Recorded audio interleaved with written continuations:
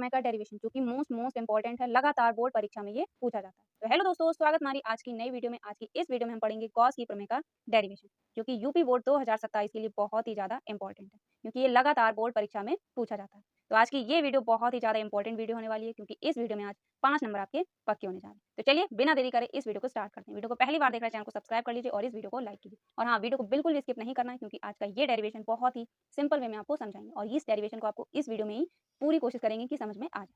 तो चलिए वीडियो को स्टार्ट करते हैं।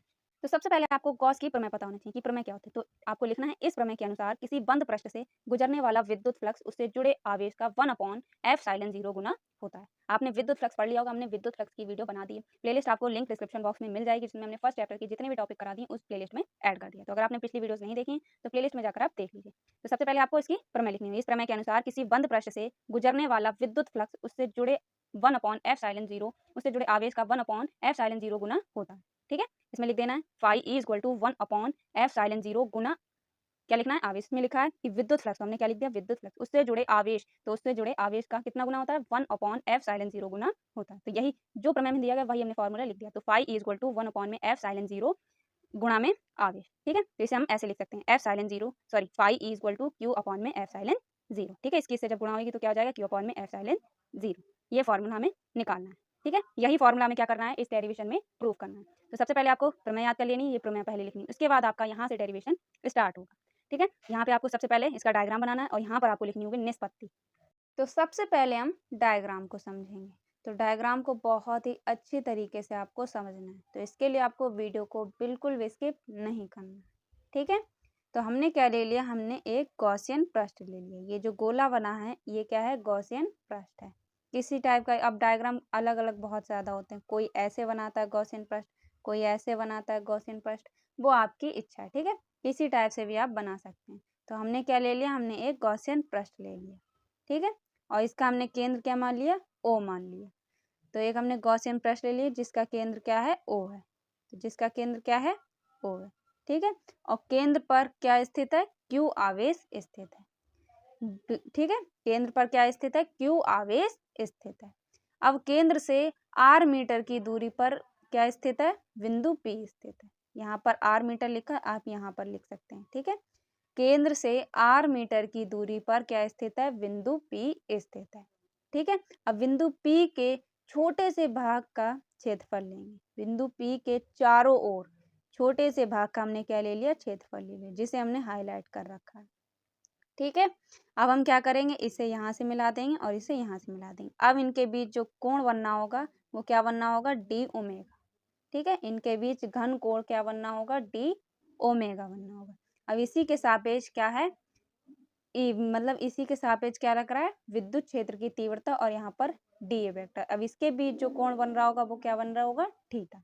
ठीक है, यहाँ पर जो जो क्षेत्र है, ये बिंदु P के चारों ओर जो क्षेत्र है इसे किससे लिखते हैं, डी है। ठीक है, क्योंकि छोटा क्षेत्र है तो डी है। ठीक है, ये जो डी है ये क्या है, छोटे से भाग के लिए दर्शाया जाता है।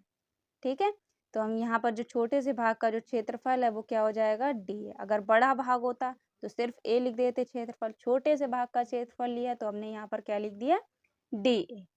ठीक है, अब यहाँ पर आपको अच्छे से समझ में आ गया होगा। एक बार फिर से समझ ली, हमने क्या ले लिया, एक गॉसियन पृष्ठ ले लिया जिसका केंद्र क्या है, O है। केंद्र O पर क्या स्थित है, Q आवेश स्थित है। ठीक है, अब यहाँ पर R मीटर की दूरी पर बिंदु P स्थित है जिसके चारों ओर एक छोटे से भाग का जो क्षेत्रफल होगा वो क्या होगा, DA होगा। अब इसको क्या कर दिया, हमने मिला दिया, तो इसके बीच जो कोण बन रहा होगा वो क्या बन रहा होगा, डी ओमेगा। ठीक है, अब इसी के सापेक्ष विद्युत क्षेत्र की तीव्रता E और यहाँ पर जो कोण बन रहा होगा सापेक्ष E है और डी ए वेक्टर है, इसके बीच जो कोण बनना होगा वो क्या होगा, थीटा। ठीक है, समझ में आ गया। अब जो हमने डायग्राम में लिखा वही आपको थ्योरी में लिख देना है। हेडिंग डालनी है निष्पत्ति और यहाँ से लिखना आपको स्टार्ट कर देना। क्या लिखा, सबसे पहले हमने बनाया, माना एक गॉसियन पृष्ठ। ठीक है, तो हमने माना एक गॉसियन पृष्ठ, जैसा हमने डायग्राम में बोला बनाया वही आपको निष्पत्ति में लिख देना। माना एक गॉसियन पृष्ठ जिसका केंद्र क्या है, O है। यहाँ पर O लिख लीजिए। O पर प्लस Q आवेश स्थित है जिससे R मीटर की दूरी पर एक बिंदु P स्थित है। बिंदु P के चारों ओर एक छोटे से भाग का जो क्षेत्रफल है वो क्या है, DA है। माना E वेक्टर और DA वेक्टर के बीच का जो कोण है वो क्या है, थीटा है। तब गोले के छोटे से भाग से गुजरने वाला विद्युत फ्लक्स। अब हमें क्या निकालना है, इसके छोटे से भाग का गुजरने वाला विद्युत फ्लक्स। और हमने आपको विद्युत फ्लक्स पढ़ा दिया है। अगर आपने चैप्टर फर्स्ट के जो हमने पिछले वीडियोस हमने करवा दी, अगर आपने वो वीडियोस नहीं देखी तो प्लेलिस्ट लिंक डिस्क्रिप्शन बॉक्स में पड़ी है, जाकर देख लीजिए। उसमें हमने सारे टॉपिक को बहुत ही ईजिली क्लियर किया, टॉपिक वाइज हमने वीडियोस बनाई। तो प्लेलिस्ट आपको लिंक डिस्क्रिप्शन बॉक्स में मिल जाएगी। तो विद्युत फ्लक्स का फॉर्मूला क्या होता है, d phi E is equal to E vector dot d A vector. ये किसका फॉर्मूला है, ये है विद्युत फ्लक्स का फॉर्मूला। और हमने आपको बताया था कि जब भी ई vector dot d A vector होता है, इसमें से जब डॉट हटता है तो क्या आ जाता है, E D A cos theta आ जाता है। 11th क्लास में आपने पढ़ा होगा, तो यहाँ पर समझ जाइएगा। ठीक है, तो यहाँ पर क्या हो जाएगा, d phi E is equal to E D A cos theta. ठीक है, अब यहाँ पर हम क्या फॉर्मूला लगाएंगे, यहाँ पर साइड में लिखा है हमने E is equal to 1/4 pi epsilon 0 q upon में आर स्क्वायर। तो ये फॉर्मूला किसका है, ये फॉर्मूला है किसी बिंदु आवेश के कारण विद्युत क्षेत्र की तीव्रता का व्यंजक है, जो कि हमने आपको करवाया था। ये वाला डेरिवेशन नहीं देखा है तो वो प्लेलिस्ट आप पूरी देख लीजिए। ठीक है, तो ये किसका है, किसी बिंदु आवेश के कारण विद्युत क्षेत्र की तीव्रता का फॉर्मूला। अब यहाँ पर क्या करेंगे, ई का मान हम यहाँ पर रख देंगे। तो d phi E is equal to 1/4 pi epsilon 0 q upon में आर स्क्वायर गुणे में क्या चल रहा है, डी ए कॉस थीटा। ठीक है, इतना आपको यहाँ तक करना है, कुछ नहीं करा, यहाँ पे हमने ई का मान रख दिया है। ठीक है, इतना करने के बाद आपको आगे लिखना है d phi E is equal to 1/4 pi epsilon 0 q गुणे में डी ओमेगा। अब ये डी ओमेगा कैसे आया, तो आपने डेरिवेशन पढ़ा होगा घन कोण वाला, जिसमें क्या होगा, इसका जो फॉर्मूला होता है डी ओमेगा का, वो होता है D A cos theta upon में आर स्क्वायर। तो हमने क्या रख दिया, D A cos theta upon में आर स्क्वायर की जगह क्या रख दिया, डी ओमेगा रख दिया। यहाँ पर क्या आया, यहाँ पर देख लीजिए, दिख भी रहा है D A cos theta upon में आर स्क्वायर। तो हमने इसकी जगह क्या रख दिया, डी ओमेगा रख दिया। तो जो भी फॉर्मूले आप रख रहे हैं साइड में आपको चूंकि करके लिख के दिखाना है, जैसे हमने लिखा है। ठीक है, तो हमने D A cos theta upon में आर स्क्वायर की जगह डी ओमेगा रख दिया। तो यहाँ पर क्या आ गया, d phi E is equal to 1/4 pi epsilon 0 q गुणे में डी ओमेगा। ठीक है, यहाँ तक आपको समझ में आ गया होगा। अब लिखेंगे इसी प्रकार संपूर्ण पृष्ठ के लिए।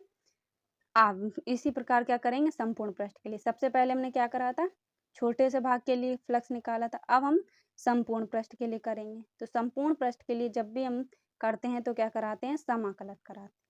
ठीक है, तो हम इसका क्या करा देंगे, पूरे का समाकलन कराएंगे। तो समाकलन d phi E is equal to 1/4 pi epsilon 0 q समाकलन डी ओमेगा। ठीक है, अब यहाँ पर आप समझिए, मैथ्स वाले बच्चों को पता होगा कि समाकलन क्या होता है। ये जो निशान होता है इसे हम लोग बोलते हैं समाकलन, इंग्लिश में बोलते हैं इंटीग्रेशन।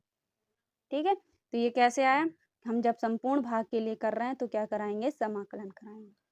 ठीक है, अब यहाँ पर क्या लिखा है, समाकलन डी फाई ई। तो समाकलन से क्या हो जाएगा, डी कैंसिल हो जाएगा, तो यहाँ पर क्या आ जाएगा, फाई ई आ जाएगा। ठीक है, इसी प्रकार से समाकलन डी ओमेगा है, तो समाकलन से डी क्या हो जाएगा, कैंसिल हो जाएगा। बायोलॉजी के स्टूडेंट है, बस इतना ही समझिए, मैथ्स वालों को पता होगा। ठीक है, तो समाकलन से डी क्या हो जाएगा, कैंसिल हो जाएगा, जो बचेगा वो लिख देंगे। तो क्या बचा, या करके आप लिख दीजिएगा, phi E is equal to 1/4 pi epsilon 0 q गुणे में ओमेगा। ठीक है, यही क्या है। इसके बाद आपको लिखना है संपूर्ण पृष्ठ के लिए घन कोण। तो संपूर्ण पृष्ठ के लिए घन कोण कितना होता है, तो संपूर्ण पृष्ठ के लिए जो घन कोण होता है वो होता है 4 पाई। तो यहाँ पर आपको लिखना है, चूंकि संपूर्ण पृष्ठ के लिए जो घन कोण होता है वो होता है 4 पाई, तो ओमेगा इज इक्वल टू 4 पाई। तो ओमेगा की जगह क्या रख देंगे अब हम, 4 पाई। तो फॉर्मूला जो चल रहा था वो लिख देंगे, phi E is equal to 1/4 pi epsilon 0 गुणे में क्यू गुणे में 4 पाई। 4 पाई से 4 पाई कैंसिल हो जाएगा, तो क्या बचेगा, phi E is equal to q upon में एफ साइलेंस 0। यही क्या है, यही गॉस की प्रमेय। बहुत ही इजी डेरिवेशन है, जो कि हमने आपको बताया था कि आप प्रूफ करना है गॉस की प्रमेय phi is equal to q upon में एप्सिलॉन 0, और यही हमारा आंसर निकल आया।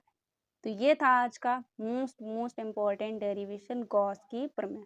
कुछ नहीं किया, सबसे पहले आपको क्या लिखना है, गॉस की प्रमेय लिखना है, ठीक है। इसके बाद डायग्राम आपको पढ़ना है, उसके बाद इसके बारे में निष्पत्ति लिख देना है। इसके बाद आपको क्या करना है, सबसे पहले गोले के छोटे से भाग का फ्लक्स निकालना है। छोटे से भाग का फ्लक्स निकालने के बाद आपको विद्युत क्षेत्र की तीव्रता का इसमें फॉर्मूला रख देना है। जब फॉर्मूला पुट कर देंगे तो यहाँ पर आपका जो घन कोण का मान हो जाएगा वो यहाँ पर आपको रख देंगे। तो यहाँ पर डी कॉस थीटा अपॉन में आर स्क्वायर की जगह क्या रख देंगे, डी ओमेगा रख देंगे, ठीक है।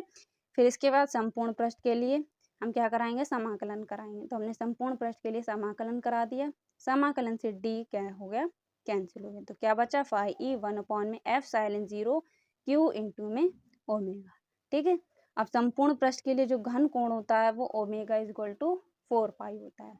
तो यहाँ पर हम ओमेगा की जगह क्या रख देंगे, 4 पाई रख देंगे। तो 4 पाई से 4 पाई कैंसिल हो जाएगा। फाइनल जो प्रूफमेंट आ जाएगा वो phi is equal to q upon में एप्सिलॉन 0 आ जाएगा।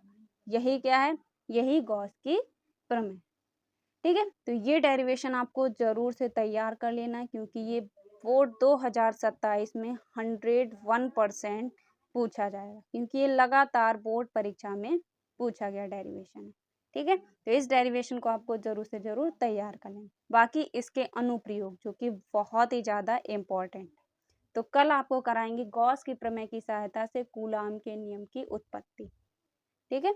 तो गॉस की प्रमेय के अनुप्रयोग भी इम्पोर्टेंट है, जिसका पहला डेरिवेशन होगा कूलाम के नियम की, गॉस की प्रमेय की सहायता से कूलाम के नियम की उत्पत्ति। तो ये वीडियो कैसी लगी कमेंट बॉक्स में जरूर बताइएगा। बाकी हमने जो पिछली वीडियोस करवा दी उसकी प्लेलिस्ट आपको लिंक डिस्क्रिप्शन बॉक्स में मिल जाएगी। ये वीडियो कैसी लगी कमेंट बॉक्स में जरूर बताइएगा। और कल की वीडियो अगर आपको देखना है तो नोटिफिकेशन बेल को ऑन कर लीजिए। मिलते हैं नेक्स्ट वीडियो में, तब तक के लिए जय हिंद, जय भारत।